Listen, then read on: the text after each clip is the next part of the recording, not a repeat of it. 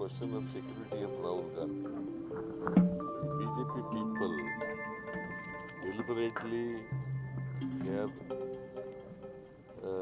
creating problems to Rahul Ji's Padayatra. I don't know, he was in Congress party. He went to state. ಅವ್ರು ಬಹುಶಃ ಅಮಿತ್ ಶಾಗೆ ಮತ್ತು ನರೇಂದ್ರ ಮೋದಿಗೆ ಮೆಚ್ಚಿಸ್ಲಿಕ್ಕೋಸ್ಕರವಾಗಿ ಈ ಥರ ಮಾಡ್ತಾ ಇದ್ದಾರೆ ಅಂತ ಅನ್ಸುತ್ತೆ. ಅದು ಅವರ ಕರ್ತವ್ಯ ಲೋಪ ಅಷ್ಟೇ ಅಲ್ಲ, ಅವರ ಭದ್ರತಾ ವ್ಯವಸ್ಥೆಯಲ್ಲಿ ಸಂಪೂರ್ಣ ಫೇಲ್ ಆಗಿರೋದು ಮತ್ತು ಇನ್ಸ್ಟಿಗೇಟ್ ಮಾಡೋದು ಇದೆಯಲ್ಲ, ಇಟ್ಸ್ ಎಗೇನ್ಸ್ಟ್ ದಿ ಕಾನ್ಸ್ಟಿಟ್ಯೂಷನ್. ಒಬ್ಬ ಚೀಫ್ ಮಿನಿಸ್ಟರ್ ಆದವರು ಹಿಂಗೆಲ್ಲ ನಡ್ಕೋಬಾರ್ದು.